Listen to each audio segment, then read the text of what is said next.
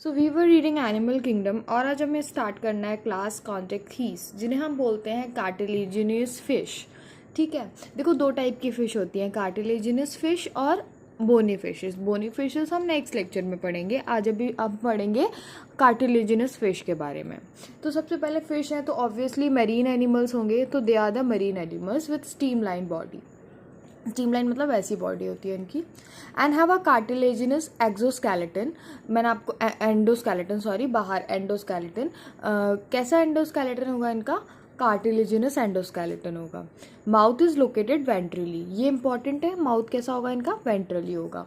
उसके बाद देखो अब ये क्या है? कॉर्डेट्स हैं। कॉर्डेट्स हैं तो इनमें मतलब नोटोकॉर्ड इनका फीचर होगा, तो नोटोकॉर्ड इनमें प्रेजेंट होगी। अब हमें देखना होता है कि नोटोकॉर्ड प्रेजेंट है तो थ्रू आउट लाइफ प्रेजेंट है या फिर वो रिप्लेस हो जा रही है वर्टिबल कॉलम में। तो इसमें क्या होता है? नोटोकॉर्ड परसिस्ट करती है थ्रू आउट द लाइफ। तो अब देखो उसके बाद नेक्स्ट जो फीचर है वो बताया गया है गिल स्लिट्स का। तो देखो फिशेज हैं तो गिल्स प्रेजेंट होंगे रेस्पिरेशन के लिए, तो इसमें वही बोला है कि गिल स्लिट्स प्रेजेंट होते हैं, मतलब पेयर्ड गिल्स प्रेजेंट होते हैं जिन सॉरी जो कि सेपरेटेड होते हैं, मतलब दोनों के बीच में गैप होता है। उसके बाद विदाउट ओपरकुलम। ओपरकुलम क्या होता है? गिल कवर होता है। जैसे गिल्स प्रेजेंट है उनके ऊपर कुछ कवर प्रेजेंट होगा, कवरिंग प्रेजेंट होगी, तो वो कार्टिलेजिनस फिश में एब्सेंट होती है। इसीलिए हम बोलते हैं कि गिल स्लिट्स प्रेजेंट होते हैं बट विदाउट कवर प्रेजेंट होते हैं, विदाउट ओपरकुलम प्रेजेंट होते हैं। उसके बाद बताया गया है the skin is tough. Skin कैसी होती है? टफ होती है। Containing minute placoid scales. और टीथ, इनकी जो टीथ होते हैं वो मॉडिफाइड प्लेकॉइड स्केल्स ही होते हैं। और बैकवर्ड मतलब पीछे की तरफ डायरेक्ट, मतलब पीछे की तरफ थोड़े से इनके टीथ प्रेजेंट होते हैं। और किसके मॉडिफिकेशन होते हैं? प्लेकॉइड स्केल का। प्लेकॉइड स्केल कहाँ प्रेजेंट होती है? स्किन में।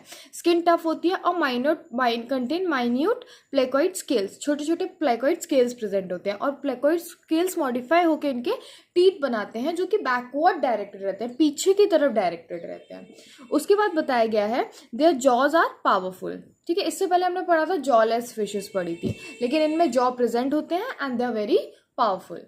उसके बाद बताया है due to the absence of air bladder they have to swim constantly to avoid shrinking. देखो अब इनमें क्या होता है? एयर ब्लैडर नहीं प्रेजेंट होता है। एयर ब्लैडर क्या करता है? एयर ब्लैडर बॉयंसी में हेल्प करता है, ऊपर सरफेस पे तैरते रहने में हेल्प करता है।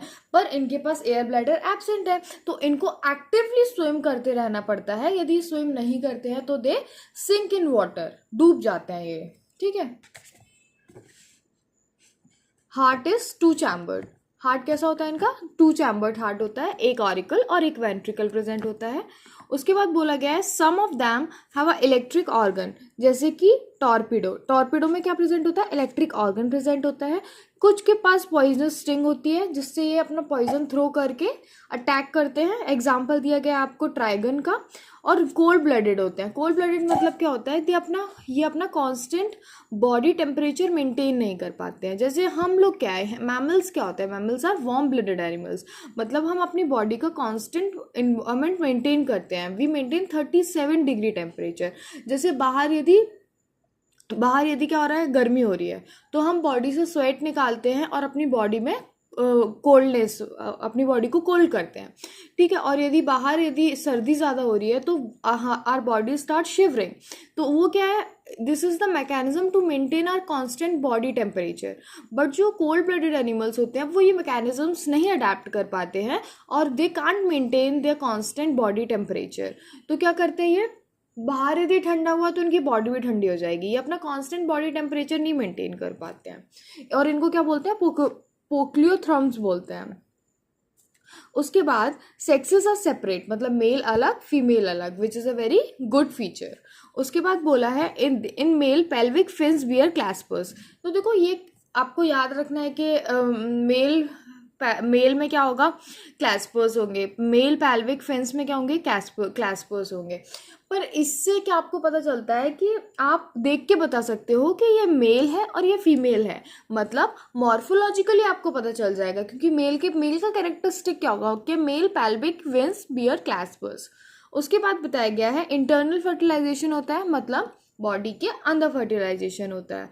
और मैनी ऑफ दैम आर विविपिरस। तो देखो अब एनसीईआरटी में लाइन में क्या लिखा गया? Many, not all. Not all, many of them are viviparous, मतलब दे वोंट ले एग्स, ठीक है, but some of them can lay eggs, क्योंकि इधर लिखा गया है मैनी नॉट ऑल।